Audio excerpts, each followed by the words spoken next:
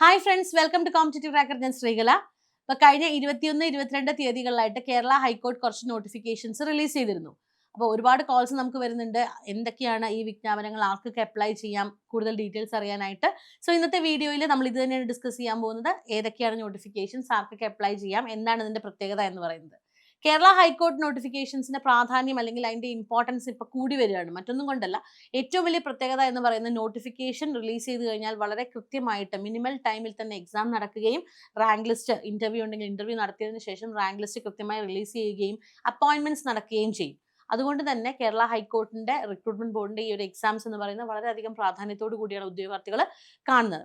അപ്പൊ നമുക്ക് നോക്കാം ഏതൊക്കെയാണ് നോട്ടിഫിക്കേഷൻ എന്ന് പറയുന്നത്. 21 തീയതി റിലീസ് ചെയ്ത ആദ്യത്തെ നോട്ടിഫിക്കേഷൻ എന്ന് പറയുന്നത് ഗാർഡനർ നോട്ടിഫിക്കേഷൻ ആണ്. 15/2026 എന്നുള്ളതാണ് അതിന്റെ റിക്രൂട്ട്മെന്റ് നമ്പർ. പേ സ്കെയിൽ എന്ന് പറയുന്നത് 23,700-നും 52,600-നും ഇടയിലാണ് ഇതിന്റെ പേ സ്കെയിൽ എന്ന് പറയുന്നത്.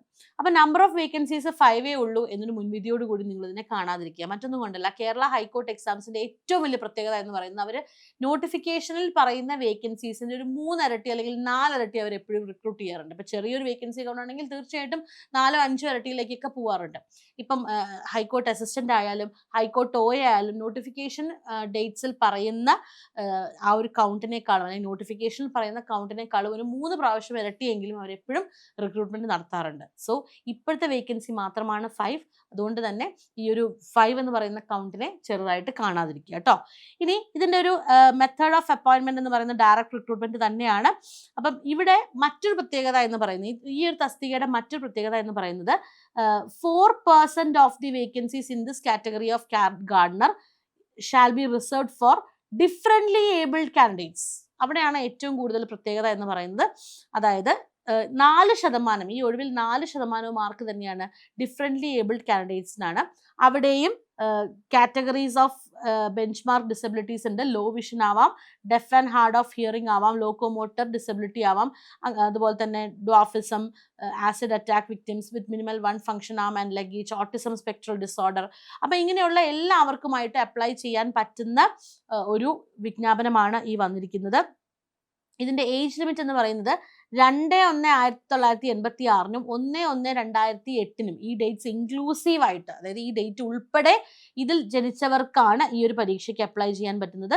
സ്യൂട്ടബിൾ ആയിട്ടുള്ള റിസർവേഷൻ, അപ്പം SC/ST വിഭാഗക്കാർക്ക് എന്താ പറയുക, റിസർവേഷൻ ഉണ്ട്. ഏകദേശം 5 വർഷത്തെ റിസർവേഷൻ ഉണ്ട്. 2/1/1981-നും 1/1/2008-നും ഇടയിൽ ജനിച്ചവർക്ക്, അല്ലെങ്കിൽ ആ ഡേറ്റ്സ് ഇൻക്ലൂസീവ് ആയിട്ട് ജനിച്ചവർക്ക് SC/ST വിഭാഗക്കാർക്ക് അപ്ലൈ ചെയ്യാം. അതുപോലെ തന്നെ OBC-കാർക്കും എലിജിബിൾ ആണ്. 2/1/1983-നും 1/1/2008-നും ഇടയിൽ ജനിച്ചവർക്ക് അപ്ലൈ ചെയ്യാം.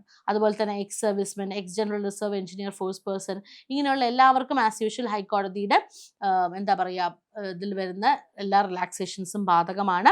പിന്നെ ലോ വിഷൻ, ഡെഫ്, അതുപോലെ ഹാർഡ് ഓഫ് ഹിയറിംഗ് കാറ്റഗറീസ്, 10 വർഷം എന്താ പറയുക ബെഞ്ച് മാർക്ക് ഡിസബിലിറ്റീസ് ഉള്ളവർക്ക് എന്താ പറയുക 15 വർഷത്തെ റിലാക്സേഷൻ കൃത്യമായിട്ട് അവിടെ കൊടുക്കുന്നുണ്ട്. അതായത് അവരുടെ ഏജ് 50 വയസ്സിൽ കൂടാൻ പാടില്ല, ആ രീതിയിൽ 15 വർഷത്തെ റിലാക്സേഷൻ അവിടെ കൊടുക്കുന്നുണ്ട്. അതുപോലെ വിഡോസിന് 5 വർഷത്തെ റിലാക്സേഷൻ കൊടുക്കുന്നുണ്ട്. ക്വാളിഫിക്കേഷൻ എന്ന് പറയുന്ന SSLC വേണം. അതുപോലെ തന്നെ diploma in gardening or VHSC nursery management and ornamental gardening or VHSC agriculture, plant protection or VHSC agriculture. Okay. ഇനി ഗുഡ് ഫിസിക് പ്രിഫറൻസ് ഉണ്ട്. അതുപോലെ തന്നെ ഇതിന്റെ ക്വാളിഫിക്കേഷൻ, ആ ഒരു ഓൺലൈൻ ആപ്ലിക്കേഷൻ സബ്മിറ്റ് ചെയ്യുന്നതിന് മുൻപായിട്ട് ഇതിന്റെ ക്വാളിഫിക്കേഷൻസ് നിങ്ങൾ ക്വാളിഫൈഡ് ആയിരിക്കണം. ഇതിന്റെ സെലക്ഷൻ പ്രോസസ്സാണ് അടുത്ത ഏറ്റവും പ്രധാനപ്പെട്ട ഒരു കാര്യം എന്ന് പറയുന്നത്.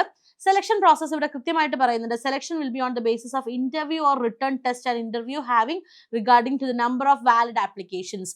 എത്ര പേര് അപ്ലൈ ചെയ്യാനുണ്ട് എന്നുള്ളതിനനുസരിച്ച് ഒന്നുകിൽ ഇന്റർവ്യൂ മാത്രം, അല്ല എങ്കിൽ ഒന്നുകിൽ ഇന്റർവ്യൂ മാത്രം, അല്ല എങ്കിൽ ഇന്റർവ്യൂ ആൻഡ് റിട്ടേൺ ടെസ്റ്റ്, ഇത് രണ്ടും കൂടിയായിരിക്കും. അതായത് കാൻഡിഡേറ്റ്സിന് എണ്ണം കൂടുവാണെന്നുണ്ട് എങ്കിൽ തീർച്ചയായിട്ടും അവിടെ റിട്ടേൺ ടെസ്റ്റ് വരും. ഇതാണ് ഇതിന്റെ മോഡ് ഓഫ് സെലക്ഷൻ എന്ന് പറയുന്നത്.